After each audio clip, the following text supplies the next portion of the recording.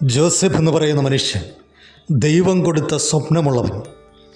സഹോദരന്മാർ തൻ്റെ സഹോദരനായിരിക്കുന്ന യോസെഫിനെ ക്രൂരമായി ഉപദ്രവിക്കുമ്പോൾ, പൊട്ടക്കിണറ്റ് തള്ളിക്കളയുമ്പോൾ, മിദ്യാന്യർക്കൊരു അടിമച്ചെറുക്കനെ പോലെ അവർ വിൽക്കുമ്പോഴും അവർക്കറിയത്തില്ല ഇവനിലൂടെ ഞങ്ങൾ അനുഗ്രഹിക്കപ്പെടേണ്ടവനാണ് എന്നുള്ള ദൈവിക പദ്ധതി. ആ ജോസഫിനെ പോത്തിഫറിൻ്റെ ഭവനത്തിൽ ഒരു ജോലിക്കാരനായി നിയോഗിച്ചു. അവൻ കാലുകുത്തിയ മാത്രമേ ആ ഭവനം അനുഗ്രഹിക്കപ്പെട്ടു.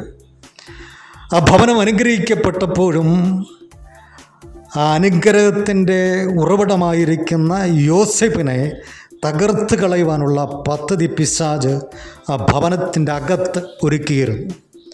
എന്നാൽ അതിൽ ജോസഫ് വീണുപോയില്ല. ചെയ്യാത്ത തെറ്റിന് ജയിലറയിൽ അടയ്ക്കപ്പെട്ടപ്പോഴും ആ ജയിലറയിൽ യോസെഫ് ഒരു അനുഗ്രഹമായി തീർന്നു. യോസെഫ് നിമിത്തം അനുഗ്രഹിക്കപ്പെട്ടവർ യോസെഫിനെ മറന്ന് പോയിട്ടും യോസെഫിനെ മറക്കാത്ത ഒരു ദൈവമുണ്ട്.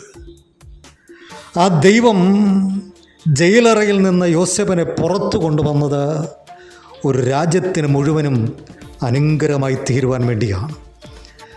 ആ അനുഗ്രഹം തൻ്റെ സഹോദരനാണ്, അല്ലെങ്കിൽ തങ്ങളുടെ സഹോദരനാണ് മിസ്രൈമിലെ അധികാരിയെന്ന് തിരിച്ചറിയാതെ അവൻ്റെ കാൽക്കൽ വന്ന സഹോദരങ്ങൾ വീഴുമ്പോഴും, അവിടുത്തെ സമൃദ്ധി അവർ പ്രാപിച്ചെടുക്കുമ്പോഴും ഒരിക്കൽ അവർ അടിച്ചവൻ, ഒരിക്കൽ പൊട്ടക്കിണറ്റിൽ തള്ളിക്കളഞ്ഞവൻ, ഒരിക്കൽ വിൽക്കപ്പെട്ടവനായി